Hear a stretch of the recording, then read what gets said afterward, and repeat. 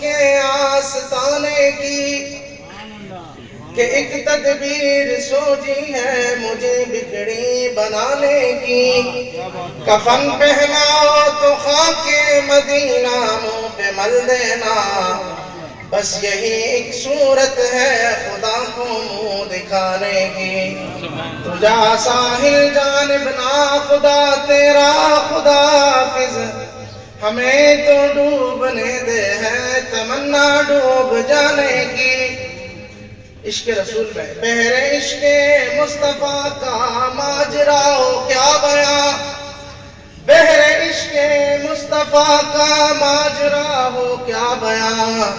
لطف آیا ڈوبنے کا جتنی گہرائی ملے, تجھا ساحل جانب نا خدا تیرا خدا حافظ, ہمیں تو ڈوبنے دے ہے تمنا ڈوب جانے کی. اور رضواں میرا دستے طلب کبھی نیچا نہ دیکھے گا, کہ اونچی بھیک بٹتی ہے اونچے آستانے کی.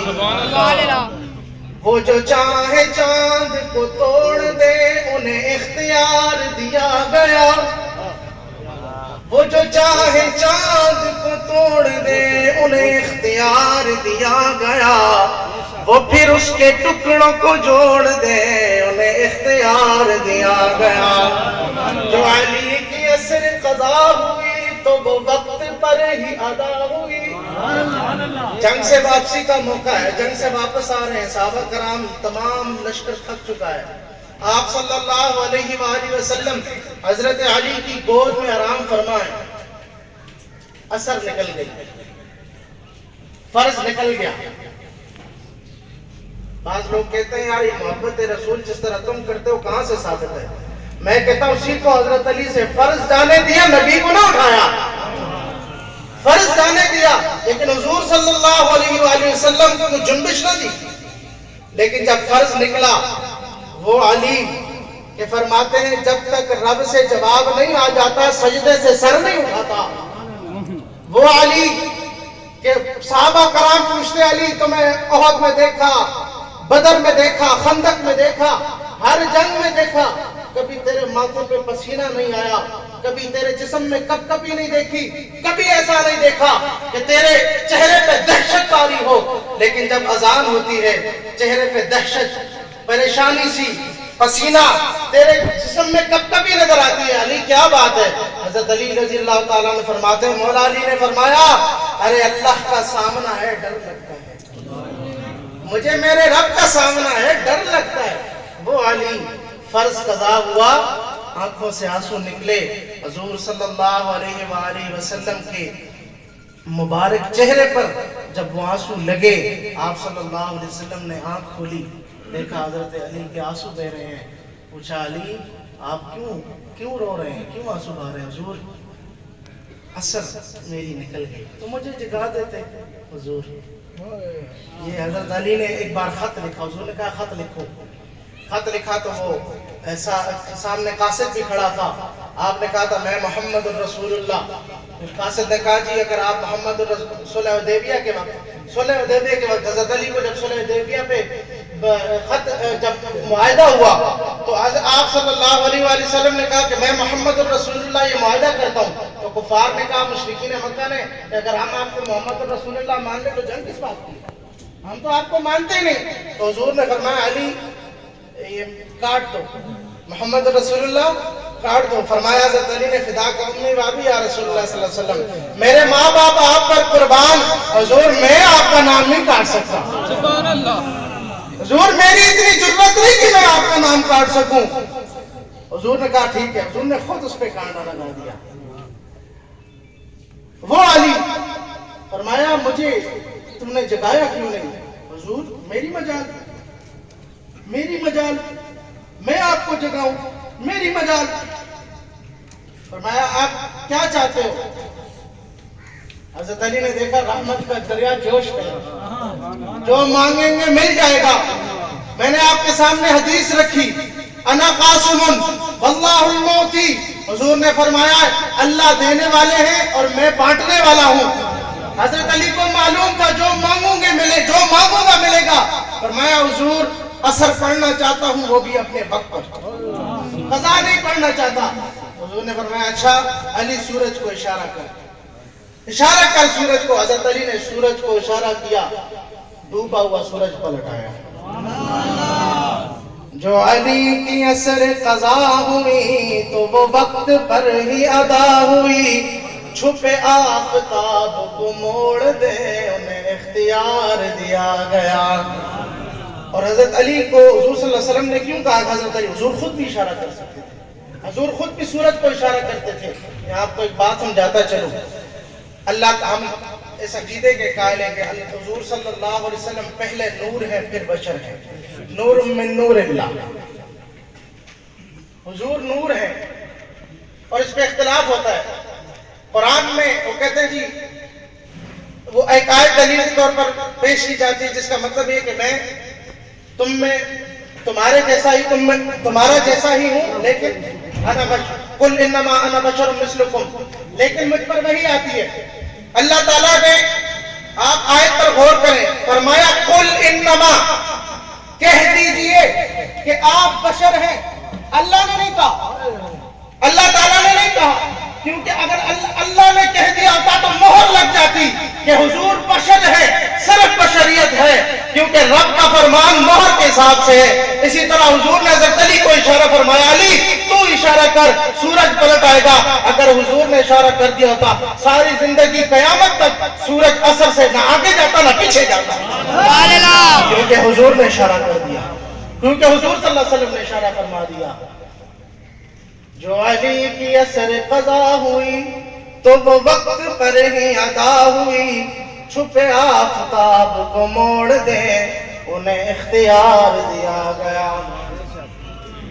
یہ اللہ کریم کا لاکھوں کروڑوں احسان کہ جس اللہ نے ہمیں انسان بنایا، انسان بنا کے مسلمان بنایا، مسلمان بنا کے آپ صلی اللہ علیہ وآلہ وسلم کا امتی بنایا، امتی بنا کے مسلک اہل سنت والجماعت کے ساتھ وابستہ فرمایا۔ اہل سنت والجماعت کا عقیدہ، قاعدہ، قانون، دستور، منشور کیا ہے کہ وہ خدا کو وحدہ لا شریک مانتے ہیں، نہ اس کی ذات میں کوئی شریک، نہ ان کی صفات میں کوئی شریک، اور مخلوق میں سرکار دو عالم صلی اللہ علیہ وآلہ وسلم کو فخر الاولین والآخرین، خاتم النبیین، اللہ کے بعد آپ صلی اللہ علیہ وآلہ وسلم کو مختار کل مانتے ہیں۔ اللہ کے بعد حضور کو مختار کل مانتے ہیں۔ وہ جو چاہیں چاند کو توڑ دیں، انہیں اختیار دیا کہ بات وہیں پر ہے کہ ان کو اللہ نے حضور کو اختیار دیا۔ سب سے بڑا اختیار جو حضور صلی اللہ علیہ وسلم کے پاس ہے وہ شفاعت کبریٰ ہے، اس کے بعد شفاعت صغریٰ ہے۔ شفاعت کبریٰ کیا ہے کہ اللہ تعالیٰ کا کیا محشر جب بپا ہوگا، اتنا قہر ہوگا، اتنا قہر ہوگا۔ آپ نے واقعہ سنا ہوگا، تمام انبیاء حضور کے پاس آئیں گے۔ میں نے آخر میں اس پہ پیر صاحب کی لکھی ہوئی نعت بھی پڑھنی ہے، تو آخر میں کلام پڑھوں گا اور جلدی انشاءاللہ ہم سمیٹیں گے، وقت سے تو 5-10 منٹ صرف اوپر جائیں گے، کیونکہ میرے 5-10 منٹ کسی اور نے لیے ہیں۔ تو بہرحال میری نیت یہ تھی کہ 12 بجے تک دعا کریں گے، لیکن رات کو کوئی حالات ایسے بنے، کچھ میری طبیعت بھی ٹھیک نہیں تھی، میں نے کہا کہیں دیر سے وقت تو 12:15 بج جائے، لیکن اس سے پہلے انشاءاللہ ہم دعا کرا دیں گے۔ ہم نے مجمع اکٹھا کیا ہے تاکہ ہم کچھ سیکھ کے جائیں۔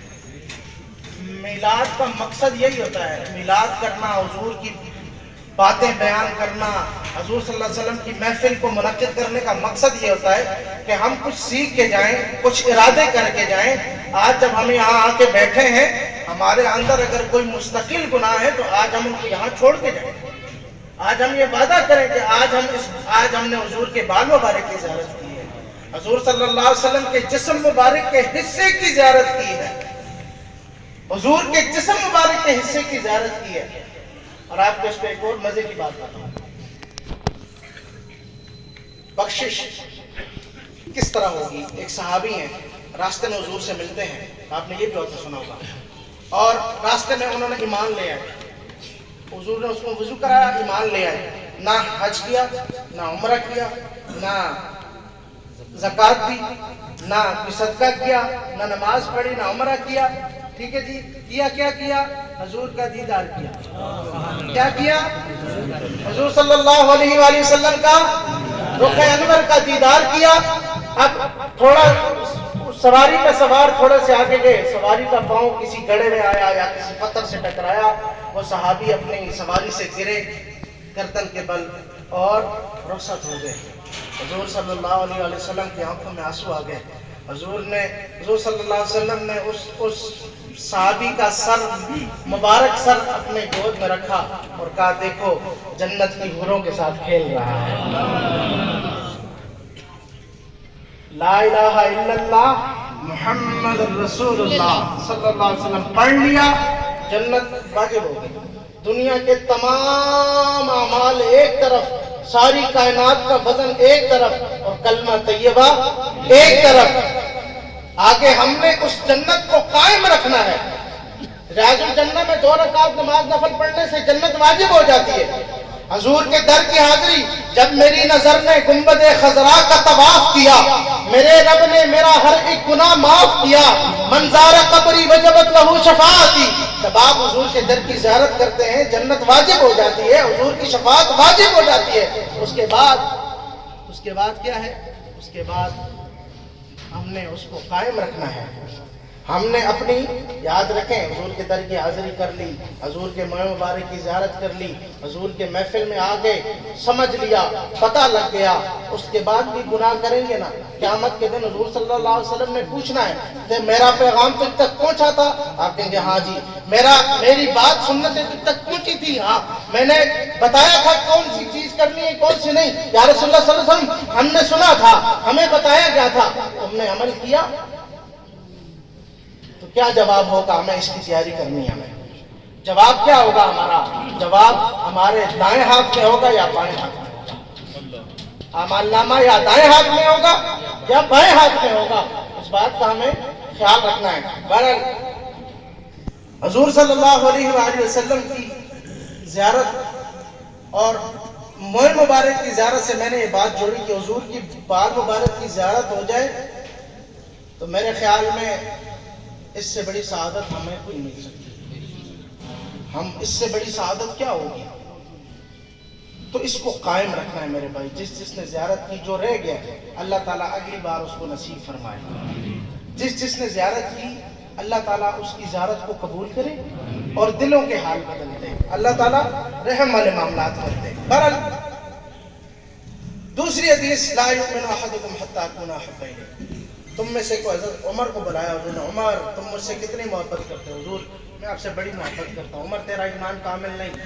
حضور میں اپنی جان سے زیادہ آپ سے محبت کرتا ہوں. نہیں, تیرا ایمان کامل نہیں ابھی تک. عمر فرماتے ہیں حضور میں اپنے ماں باپ سے زیادہ آپ سے محبت کرتا ہوں. فرمایا ایمان کامل نہیں, میں اپنی اولاد سے, اپنی مال سے زیادہ آپ سے محبت کرتا ہوں. فرمایا ہاں, اب تیرا ایمان مکمل ہوا. حضور سے مکمل ایمان کی شرط یہ ہے کہ جب تک آپ اپنی جان, مال, ماں باپ, اولاد سے زیادہ حضور صلی اللہ علیہ وسلم سے محبت نہ کر لیں. اور محبت صرف دعوے کا نام نہیں کہ سال کے بعد ہم نے ایک میلاد منایا, ہم نے جھنڈیاں لگائیں, ہم نے کنوپیاں لگائیں, ہم نے یہ کیا وہ کیا اور لنگر کھلایا, لوگوں کو بلایا اور سارا سال نافرمانیاں کرتے رہے. اس کا کوئی فائدہ نہیں. ابھی ہمارے نور بادشاہ صاحب حج پہ گئے تھے تو کوئی ان کی قافلے میں کوئی مولانا صاحب تھے, تو انہوں نے بیان کیا اور ان مولانا صاحب نے ایک بات کہی کہ اپنے دوستوں کو آخر میں دعا کے بعد یار کوشش کرنا اپنا جو حج ہے وہ جدہ ایئرپورٹ تک ضرور پہنچانا. کوشش کرنا کہ جو تمہارا حج ہے یہ جدہ ایئرپورٹ سے تمہارے ساتھ اڑے, یہ نہ وہیں رہ جائے. ایسے ہوتا ہے, ہم نے دیکھے حاجی کے بڑے بڑے برے حالات دیکھے. برحال اللہ تعالیٰ آپ سب کو عمرے پہ لے جائے اور حضور کے در کی حاضری آپ کو نصیب فرمائے. اور حضور کے در کی حاضری کے لیے آپ کو جو ہے نا کسی کارواں کی ضرورت ہے تو ہمارے شیخ صاحب یہ سروسز دیتے ہیں, تو اللہ تعالیٰ ان کی عمل میں, کاروبار میں برکت دے. آپ ان سے رابطہ کر سکتے ہیں. ہمارے شیخ صاحب, ہمارے نقیب محفل صاحب مائک جلدی چھوڑ دیتے ہیں, ان کی بڑی مہربانی ہے. تو ہمارے نقیب محفل صاحب جو ہے نا یہ کام کرتے ہیں. بہرحال کہنے کا مقصد ہے اللہ تعالیٰ آپ سب کو حضور کے در کی حاضری نصیب فرمائے اور با ادب حاضری. یہ دعا کرتے ہیں کہ جب حضور کی در کی حاضری ہو تو با ادب حاضری ہو. ادب کیا ہے؟ ایک چیز میں ضرور آپ کو سمجھانا چاہوں گا. مجھے یقین ہے اللہ تعالیٰ آپ سب کو حضور کے در کی حاضری نصیب فرمائے گا انشاءاللہ. آج کی محفل کے صدقے، ہمارے شیخ کے صدقے، ہم لوگ جب وہاں جاتے ہیں تو ہم لوگ ادب کا، ظاہر سی بات ہے اہل سنت سے ہمارا تعلق ہے تو ادب کو ملحوظ خاطر رکھتے ہیں. لیکن حرم کی جتنے دروازے ہیں ان کی انٹری کے ساتھ ہی باہر نکلیں تو وہاں واش رومز ہیں، وہاں بیت الخلاء ہے. تو ہمارے کچھ لوگ بیت الخلاء میں بھی ننگے پاؤں جا رہے تھے، ننگے پاؤں آ رہے ہوتے ہیں. وہ کہتے ہیں کہ حضور کے در میں ہم نے جوتے نہیں پہنے. اسی طرح جو وہاں کے عرب ہیں اور خاص کر جو غیر مقلد ہیں تو وہ تو جوتیاں وہاں سے واش روم کیا، ٹھیک ہے جی، وضو کیا وہاں سے اسی جوتوں کے ساتھ حرم کے اندر جا کے نا وہ جوتیاں اتارتے ہیں. یاد رکھیں یہ ادب کے خلاف ہے. ہم لوگ ادب میں جوتے تو اتار دیتے ہیں لیکن گندے پاؤں لے کے حضور کے حرم میں جا رہے ہوتے ہیں. تو اس کا بات کا خیال رکھیں کہ حضور کی مسجد کی سیڑھیوں تک جوتے پہن کے رکھا کریں. اس کے بعد جو ہے نا جوتے اتاریں، انشاءاللہ آپ کو زیادہ مزہ آئے گا، ادب کرنے کا زیادہ آپ کو سلیقہ آئے گا. اسی طرح ہم نے سنا ہے کہ بزرگ عصا استعمال کرتے، کنڈیاں استعمال کرتے تھے جب وہ